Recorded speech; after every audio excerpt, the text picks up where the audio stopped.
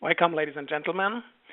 Thank you for joining us today for this Unify webinar on an introduction of Team Developer 6.1. I hope you get a good glimpse of what's available now with Team Developer 6.1 that has been released a few weeks ago. I'm your host and speaker, Martin Tetz, and I will guide you through this webinar today. You are welcome to post any questions that you might have. Please do that into the chat or into the question mark tool of WebEx. Thank you for that, and I will answer those towards the end of the webinar. So, a few introductory things about Unify. Unify is more than 30 years in the database and development industry.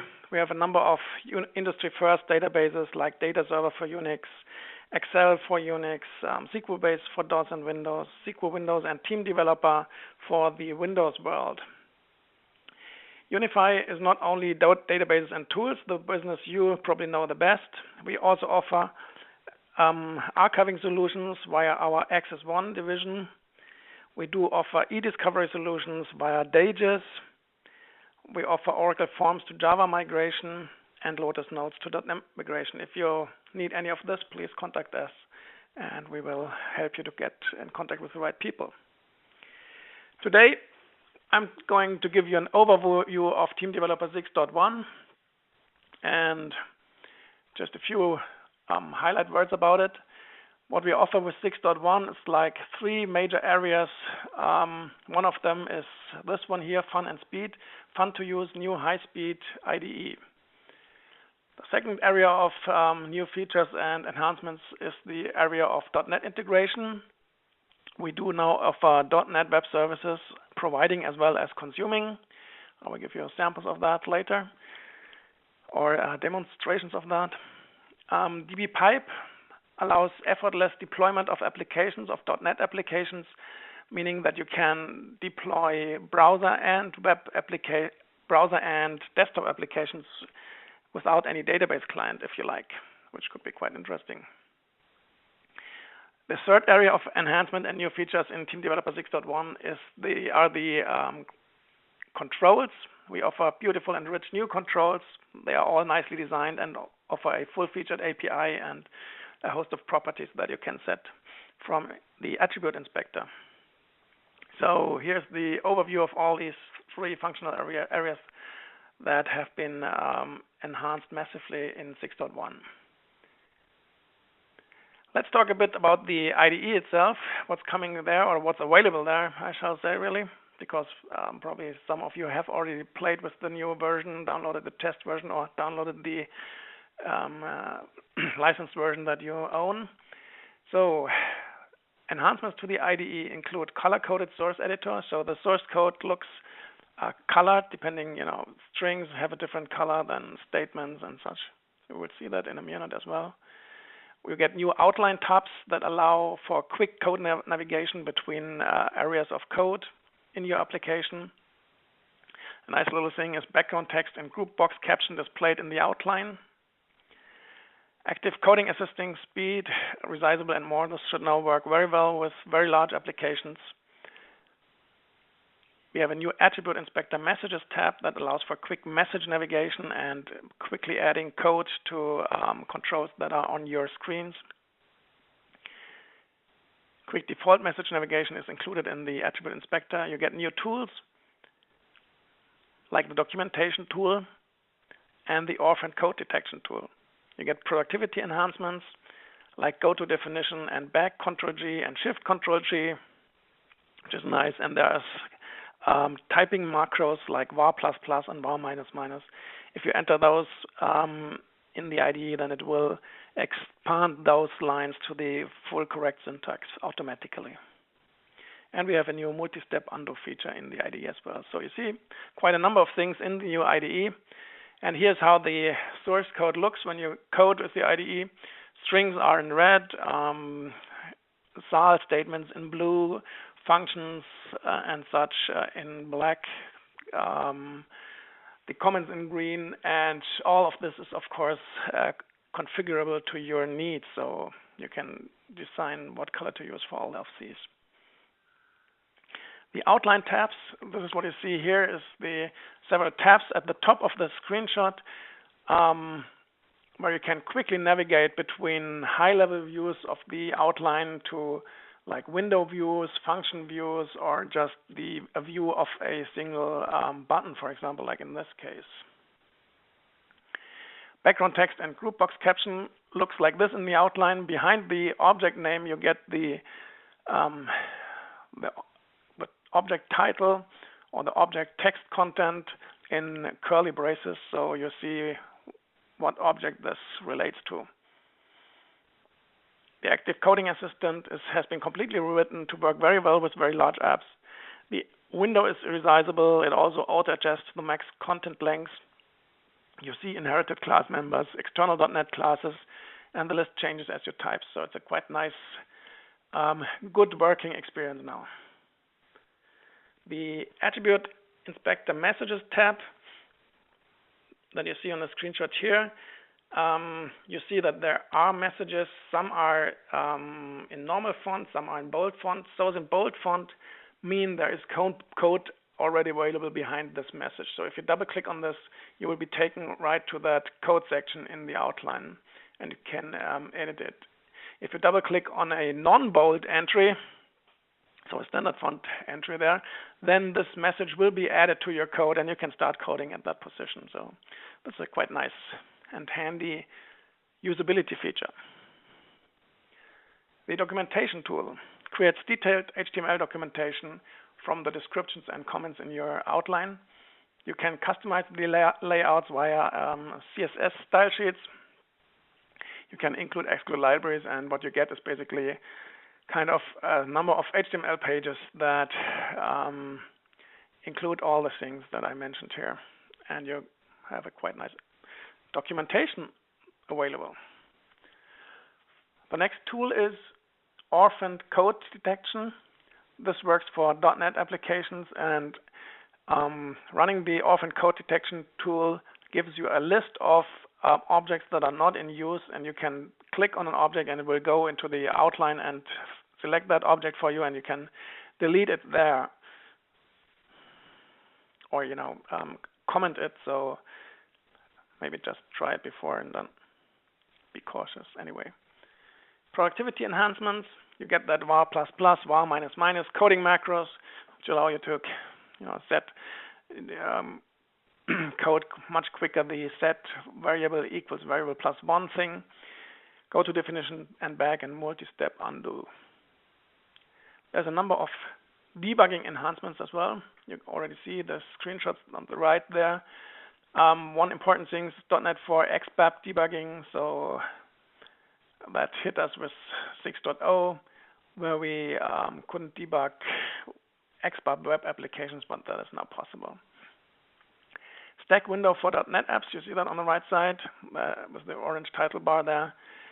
Enhanced messages window that includes the W-param and L-param values now for the message and I think the firing window name. And you get a new current execution line indicator. And you also have, if you stop at a break and you move around in the code, then you have that yellow arrow button in the toolbar now in the IDE, where you can quickly go back to the position of the actual breakpoint. And you have hover over UDV examination. That's the the bottommost screenshots on the right side. In that screenshot, you cannot see the mouse actually, because somehow if you do a screenshot, then the mouse never gets caught on it. But actually, I'm hovering over the name of my UDV there, and then this window opens with the instance variables of this UDV and the values of it. So very nice debugging help there when you are in debug mode. And I will show you that actually very soon with this little demonstration here. So let's see my demos for the IDE.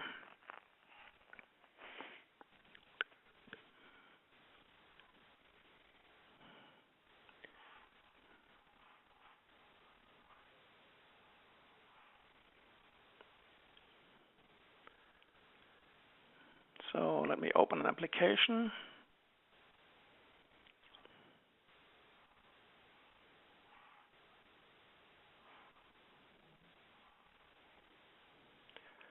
the weather web service.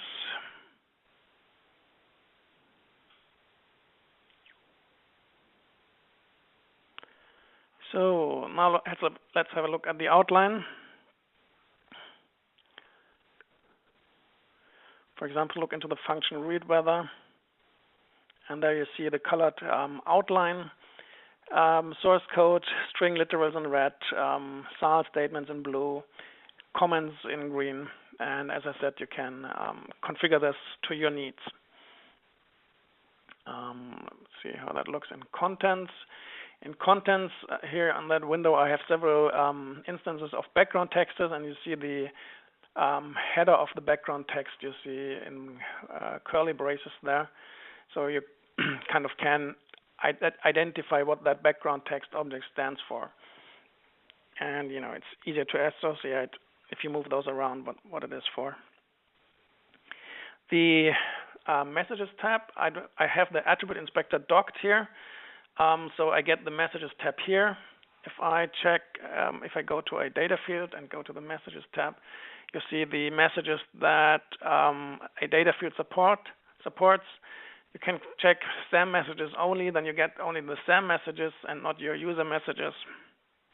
So, and if I add something here, double click here, you see then it will be added into the code and you can start coding right there. Okay, let me open another application. And that's the debug one, user-defined variable, and I'll show you how to debug this. This application basically has a form window, doesn't do a lot, a push button where several values are being set. Actually, a UDV is filled with values, and let me set a breakpoint here, toggle, and then run this.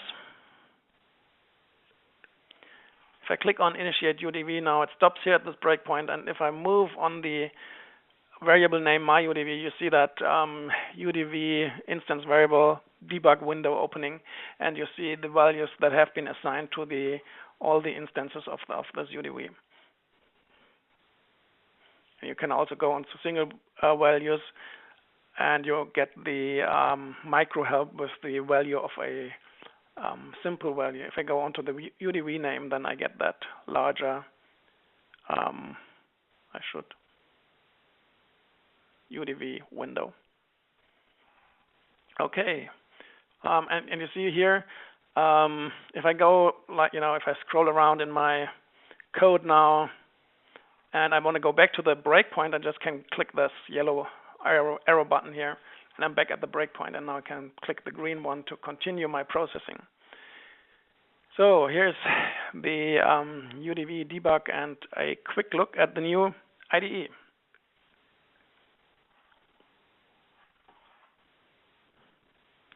Let's go back to the presentation. Let's talk a bit about the .NET features of TD6.1, the powerful .NET integration. What you get is consuming web services from .NET applications. Actually, you can use these consuming web services for .NET from Win32 applications as well, because Win32 allows you to call .NET things. So you can use the same .NET technology for Win32 and .NET. You can provide .NET web services, which is a really powerful new feature of Team Developer 6.1. You get local .NET exception handling. I do have a nice example for that as well. .NET Explorer enhancements, we do offer several. We have dbpipe extended to WPF desktop apps. We support .NET connection strings. There's a new method called SQLconnect.NET that connects to any database where you know the connection string basically and is in reach for you. .NET Sybase support, so fully tested Sybase support. We can compile to .NET 4 now if you need that. You can set the application namespace in the build settings now. And several XAML enhancements. Resource dictionaries allow you to, for example, to create applications that offer runtime language switching. The brush editor allows to create brushes, so easy looks of controls, for example, for backgrounds of controls or for button styles, or complete styles, which are a complete definition of an object, where brush is just the foreground and background color, including colors, for example. We'll see that in an example. When you consume web services from .NET, you have a new .NET Web Services wizard. This wizard creates a .NET Web Service interop DLL, so you end up with a .NET class DLL, and this DLL is automatically included in the open application. And to execute the web service, you just do something like the code below here, myweather.getWeather.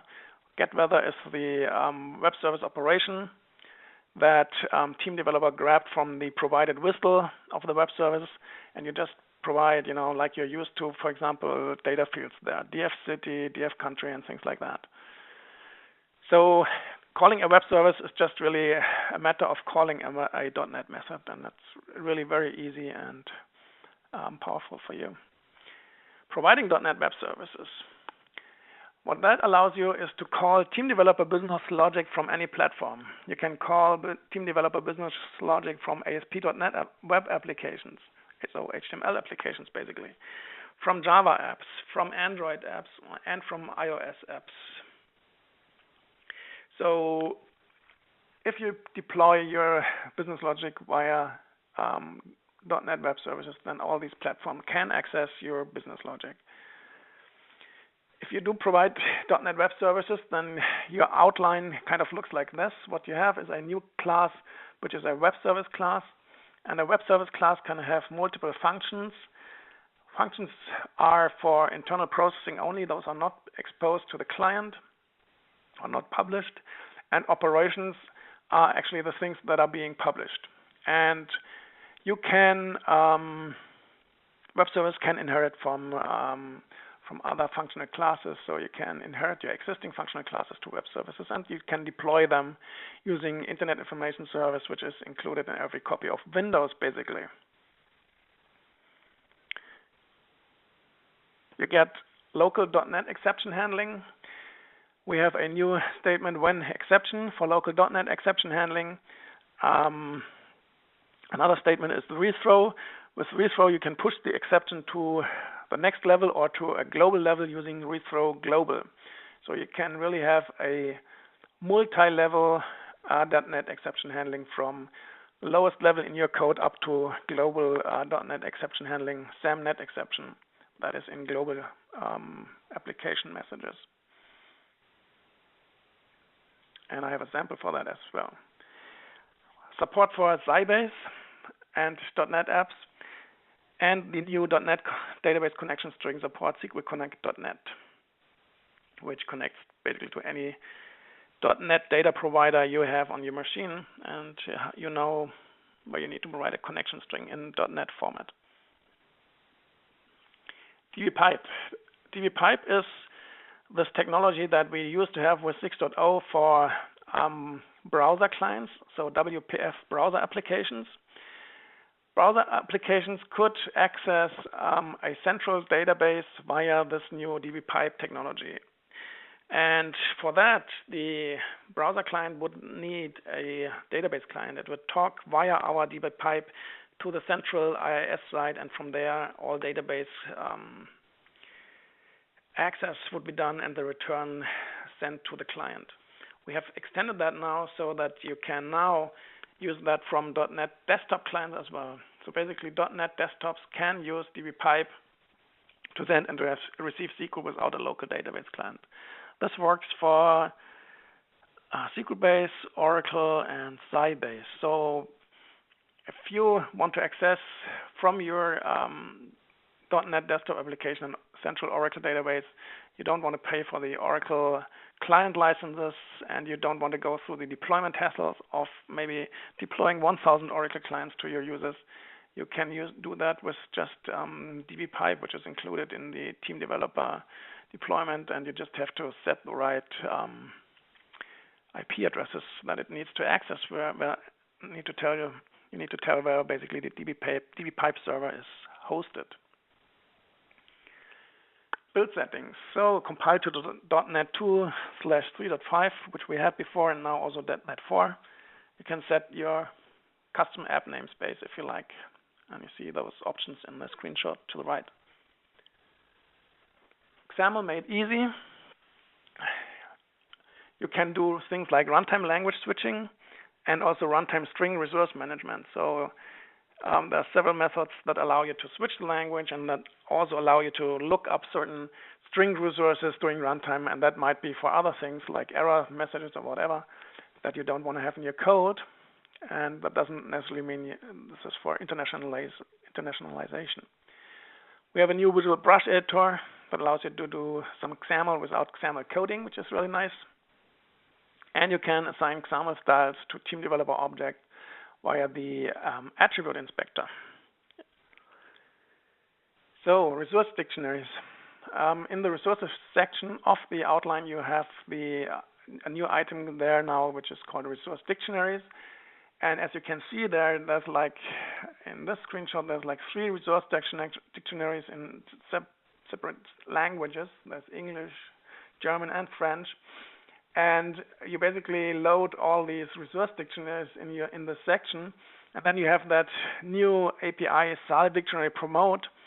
And using that API, you can move, basically, you can change the priority of the languages. So basically, if you have English first in this list, then it would show, the app would show up as English. If you want to have switch during runtime from English to German, you would promote the German.xaml file, and all new windows that will be created from then will use German language. And the other one that is SAL dictionary lookup string that you can use, for example, to look up error messages of your application that you do not want to have in your source code. XAML brushes and brush editor. This allows you to create brushes that have several gradient stops in there. So nice looking gradients like with this push button that you see on the bottom right, from blue to yellow to red, whatever you want to design there. And you basically give that XAML a name, and then in the attribute inspector for an object, you have a background brush and text brush property where you can set the brush, the XAML brush, and then it will be displayed using the new brush with all the gradients that you have defined there. XAML style. For objects, you can also see that they have a new property, XAML style. And the XAML style needs to be, of course, in one of these XAML resources that you included with your application. And those allow you to completely redesign the look of controls. For example, that C-meter control on top is being replaced with a speedometer on the bottom, which is totally rewritten in XAML what the C-meter does. This is kind of for the advanced user here. So let's go to the 6.1.NET demonstration. Let me open Team Developer again. Let's use the weather app again. That is consuming web services. And what you do is when you consume web services, the first thing you do is you go to Tools, Web Services, provide the URL of a WSDL file, click Next, and then you basically write. Then the system basically creates a DLL for you that includes the classes to call that web service. I've done that already. If you look into that outline, you see a simple file include globalweather.axl, though I should have a globalweather.dll in that directory. That will be that I use to call this web service. In this window, I have a button called pbweather, and when I click that, then I just call that web service. So the instance variable myweather with the method getWeather, I pass a city and a country, and then what I get from this web service is an XML string that is kind of a very special web service. So it returns an XML string, as a parameter, but that's how this one works. So let's have a look at this guy here. So now it's compiling the .NET application, running that in debug mode, really.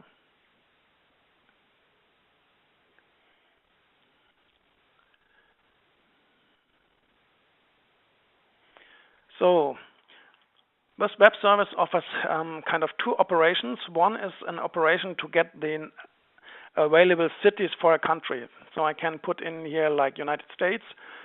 I leave that and press the cities button, and now it goes and retrieves all the cities available for weather information in the United States.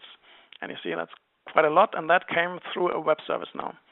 And now I do select a city/airport here, and then I do another operation which is invoking the weather web service, and now this did return this XML string here, and I used the .NET system.xml assembly to extract the values from that XML string and put those in the data fields to the right. So you see Dallas-Fort Worth now is 10:53 a.m. Wind at 10 miles per hour, mostly cloudy, 26 degrees Celsius or 69 Fahrenheit. So this is what the web service provides, and it's really easy to call this. Here's the WSDL URL, and that really brings me, the WSDL URL really brings me to the next web service that I want to show you, which is my web service. Is that in this list here yet? No. Let me open this other example. .NET web service, WS, my web service.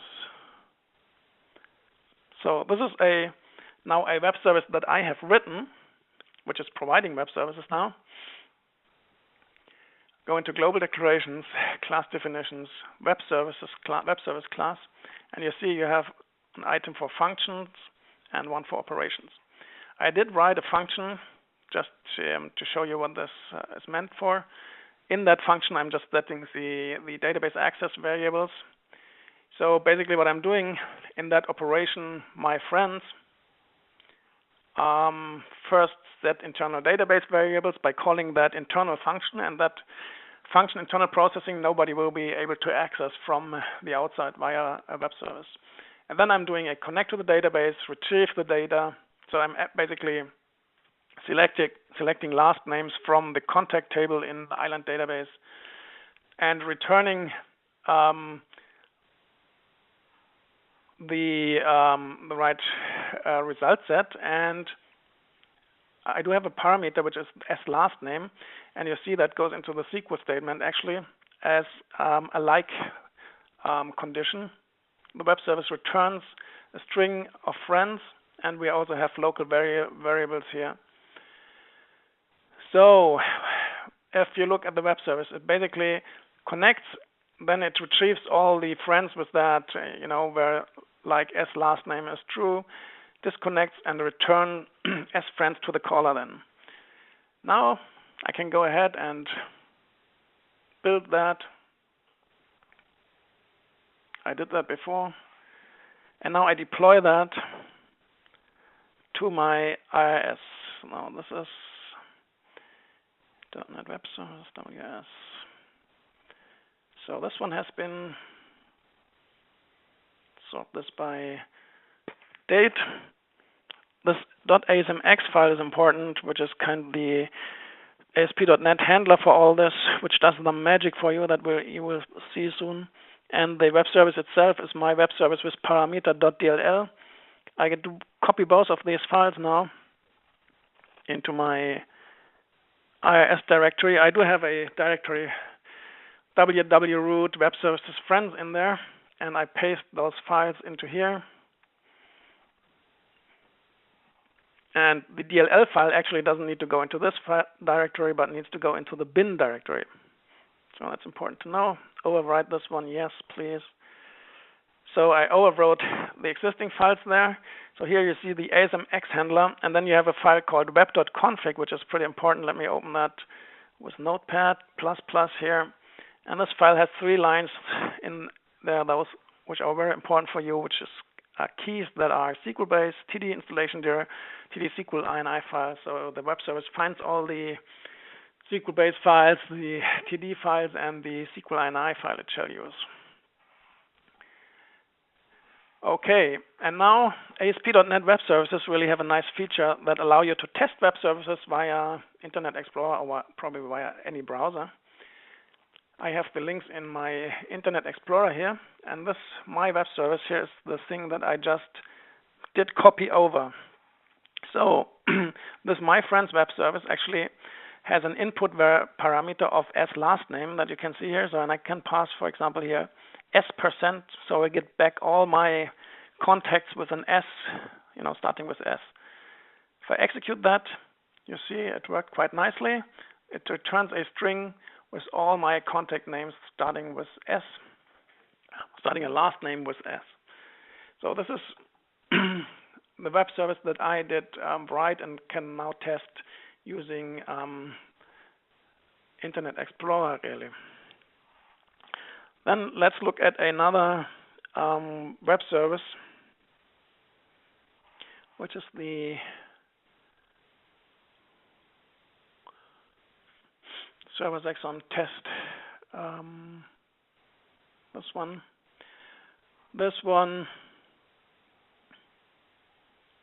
provides a number of operations. It returns the same thing that you pass in. For example, you pass in a bool and it returns a bool. You pass in a bin, it returns a bin. It passes in a datetime, it returns a datetime, and so on. And this has been coded and deployed on my IIS machine here. And now I can go again here into the Internet Explorer, and I can test. It lists all the operations of this web service. And I can test the simple ones here. So I can pass a bool here. And what it does is it really returns what I did pass in. So it returns what I did pass in. That works. In-out string is another simple data type. Yeah, let's choose this one. Call. And it returns the same string. So this is just a little application a little web service that returns data types, and you can do them data type testing with that. Now let me open an app that actually contains the consumer here, and you can see that the same thing. Now this is a web service client application that calls a deployed team developer.NET web service provider. So let's have a look here. What I need to do here is to include the AXL file for the web service, this guy here, and then this is the application, and basically if you click those buttons, then it will call the web service and return and show what return value you get. So let's do this.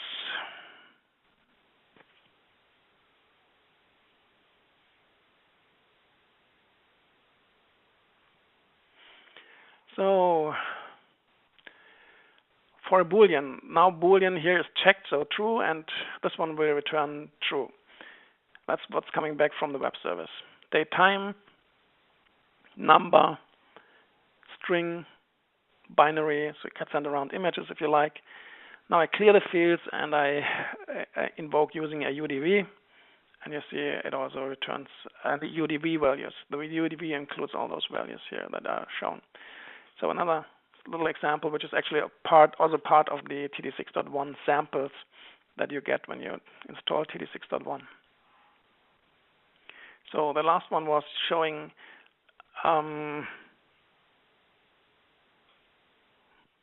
the .NET Web Service Provider and .NET Web Service Consumer. Now another one is the .NET exception handling that I shall show you on the .NET side. I'm showing you the source code for this one. It's also quite simple application. There's two push buttons, and both show the .NET exception handling a little bit different, everyone. So on this one here, we have a when exception handling in the, let's say, top level of the source, and then we have a if b bools expression, and then at the next level we have another when exception statement there. And when an exception happens, then I assign a string, an error message to a string variable. I call sal get last exception to get the .NET exception message really.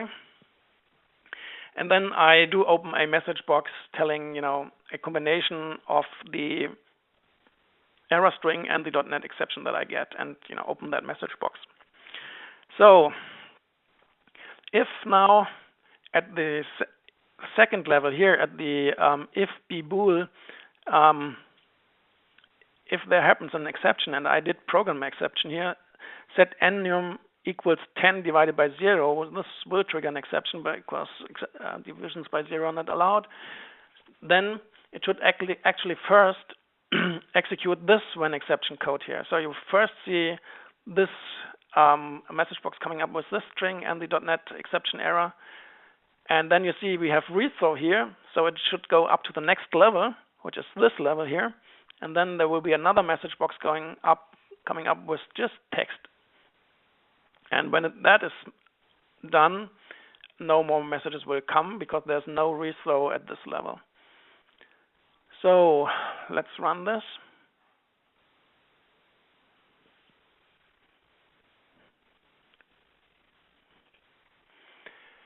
So local exception handling, exception in XAMPP click of PB1 if b bool. So this is this level here where it's coming now. And now if I click OK, then it should execute the rethrow, and we should get this string here. Let's see if that happens. And you see now we get an exception in XAMPP click of PB1.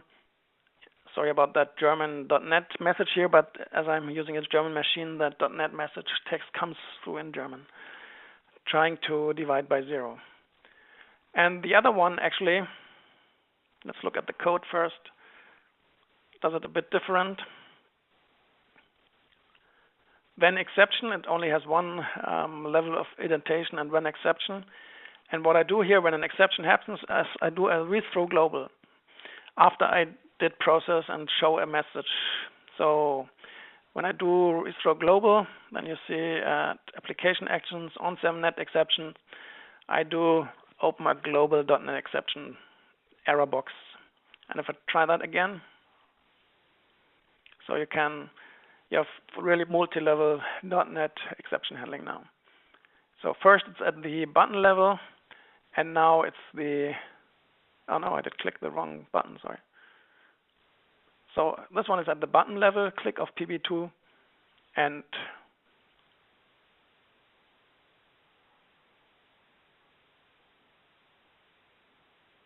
this one is the global one. Yeah, here it is, the .NET global exception. Okay, so this is exception handling, which allows you to have, exception handling at every level of your application. Let's go over to the GUI, continuing to give you powerful new controls and enhancing existing controls. For very rich and high usability applications, you get internationalization for worldwide application sales and deployment. You get a new charting control, named toolbars, an enhanced grid control with a grid summary bar, grid data import, grid table window without column header bar. I will show you what that means in a minute. You get an enhanced tab control, tree enhancements, calendar including the week of the year, a sal function to minimize and maximize the ribbon bar, and you have a new flow direction attribute to support right to left languages like Arabic and Hebrew, for example. The charting control replaces quick graph, imports all quick graph properties, has a new property dialog. It provides all the quick graph methods. It works on Win32 and on .NET WPF, and it provides a new charting API for its new capabilities. So there's a number of 2D and 3D charts that you can use. You can use stack charts, multiple data sets per chart, overlay. Charts can be interactive. You can zoom in charts. You can start to display charts in zoomed mode and have users zoom out, zoom in, rotate them. You can save them as files, export to Excel and things like that. And of course, print.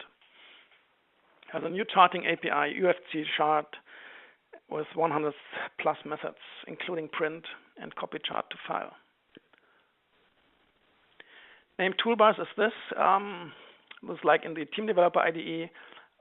Looking similar, these toolbars, you can have images on them and execute actions.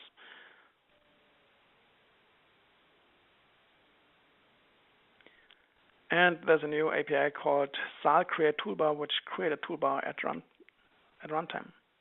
The enhanced grid, you get a new grid summary bar. Every column can have a summary value, maximum, minimum, sum, average, count, and it can also have a custom value.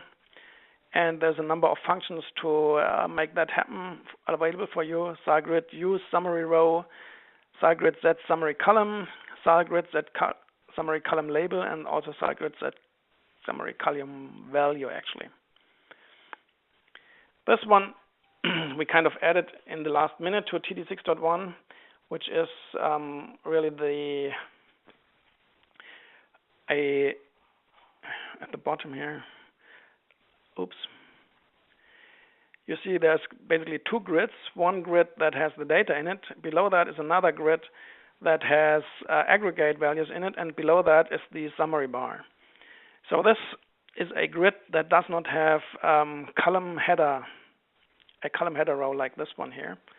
It doesn't have. You can switch that off now in Attribute Inspector, and that allows you to mimic the functionality of table windows using the grid. There's several more grid enhancements. You can do SAL Grid data imports Excel, XML, and CSV. You can set the row height of grids at runtime, and grid columns can be radio buttons that have a value of true and false. The tab basically has been enhanced to include multi-row tabs.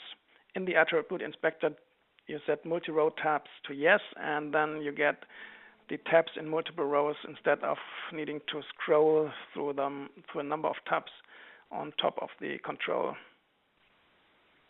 SAL Tab Add Page X adds icon and tooltip to dynamically created tabs. And SAL Tab Get Name retrieves tab name based on provided tab index. The tree has been enhanced with several functions and a new message. SAM context menu traps right mouse click on the tree control, so you can show a object menu on the position of the mouse. You get several new APIs like SAL Tree Reset, resets the tree control to empty or design time items. SAL Tree item from point returns the tree age item of a given position. Date picker, basically week number support here. You get the week number to show at the left if you want that. You switch that on in Attribute Inspector. Week number computation based on the locale of the machine, and that might be different in Europe and the United States, for example, because sometime, I think in the United States, a week starts with Sunday or the other way around. In Europe and Monday. So let's have a quick look at the Team Developer 6.0 GUI features.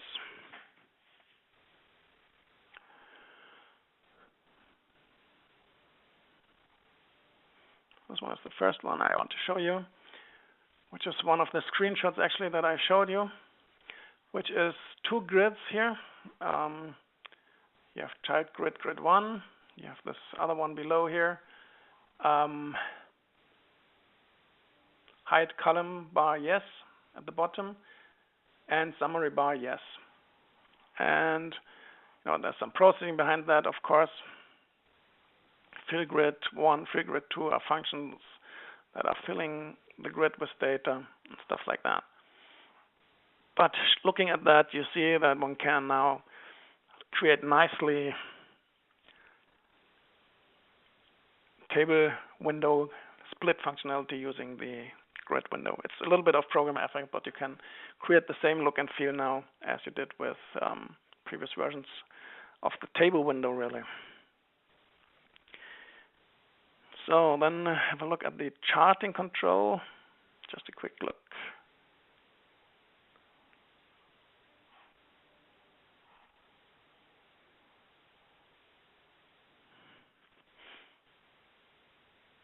The sample application that you get with Team Developer 6.1 is actually this one, and that allows you to test really all the UFG chart things, functions that you get, and you can choose from different chart types.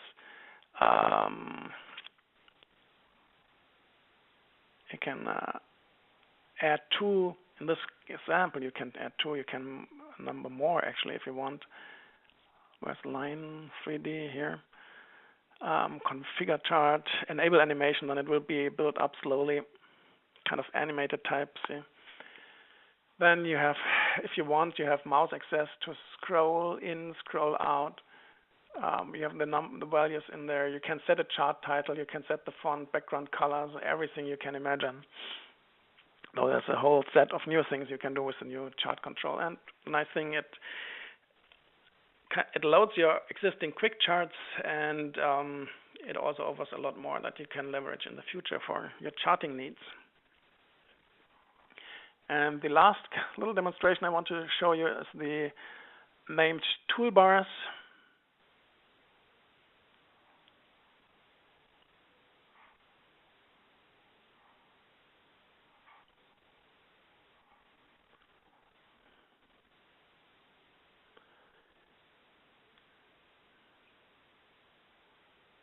So named toolbars. In global decorations, you now have a thing called named toolbars, and you see those toolbars have a text title, they have a picture, and they have actions. And they also have an enabled when variable, Boolean variable that you can provide, so to show a difference when they are enabled or disabled. And at runtime, you can create these toolbars. So I'm still using a start create window. You can also start create toolbar now. And you see you're getting these new toolbars. I was a bit lazy and just created 3 because I didn't want to go search all these different images. But here's how those work and how those look. Actually quite nice. Okay.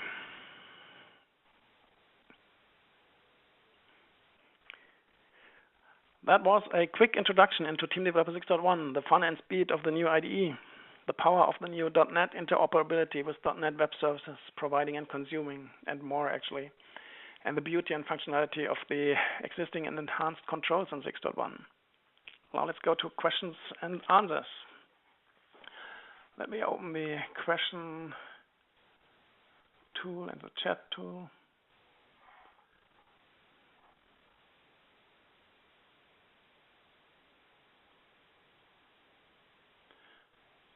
There's a question. It says execute local WPF client exe. Does it mean you do need to install an exe on the local machine? I think that is related to dbpipe, right? For dbpipe and local .NET desktop apps, yes, you need to install an exe on the machine. You do not need to install the exe on the machine when you run WPF browser applications. Then this application will be downloaded and executed from a sandbox environment inside the browser, and you don't need to install anything. So WPF browser, don't install. WPF desktop, yes, install. I hope that answers that question. Any more questions?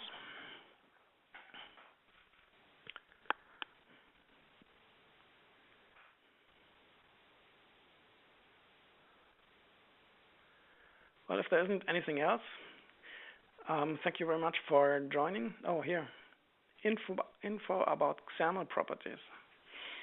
XAML properties. So you can have XAML brushes as properties of every object, really. Let me just open TD here again.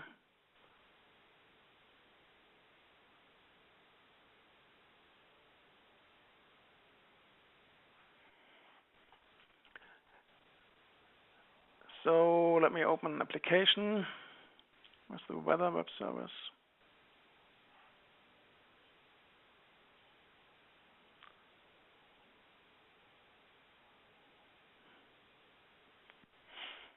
And if you go onto the window there, and then on properties, now all the WebEx windows come in my way.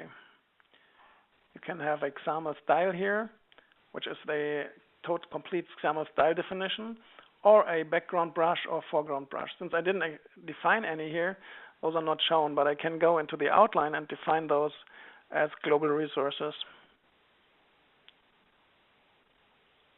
Add next brush. If you add a brush there, then you can start defining those. See, there's brush. Where was that? Brush editor. And you can have gradient stops in certain areas that have colors, and then add another gradient stop where's blue in there. So,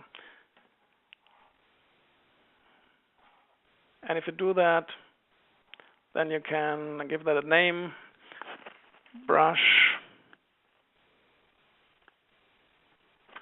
my brush.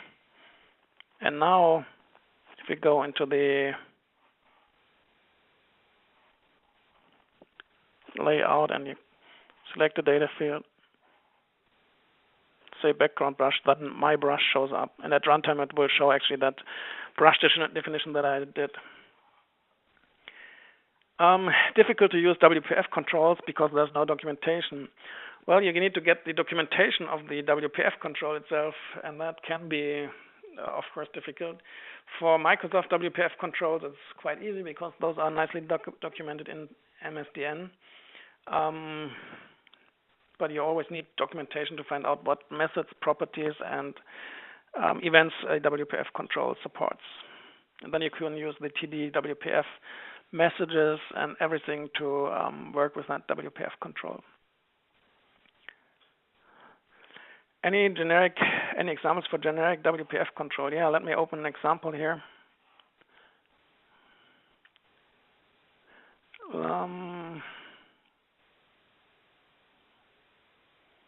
Need to remember how I call that.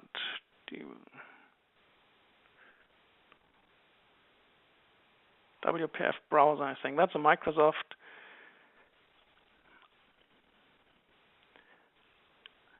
WPF control. So let's look here. There's a WPF custom control in Attribute Inspector. You have XAML, and this XAML is very easy because it's a Microsoft WPF control. You don't need to specify any namespace, DLL name, and things like that. You just name the control, which in this case is web browser, and provide any properties you have for that control. So this WPF control should really open a browser window that opens blog.unify.com when it is launched. And this little XAML snippet was everything you needed to actually do this.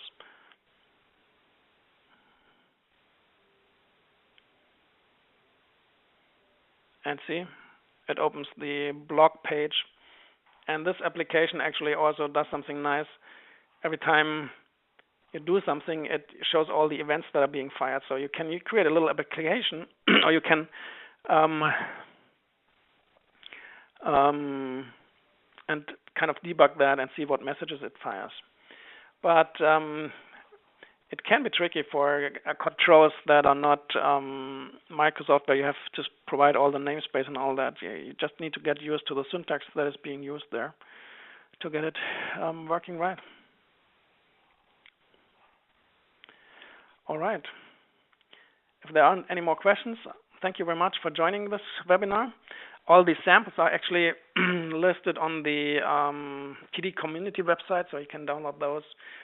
And others are loaded in the samples of Team Developer 6.1 itself. Oh, here's another question. Can the old C quick graph functions calls be used, or must they all be reprogrammed using the new chart control methods? That's a very good question. You do not need to reprogram. The new charting control supports the old quick graph APIs plus the new ones. So you can just go ahead, use the old stuff, and if you want to extend it with new things, use the new one. Which is quite nice, I think. All right.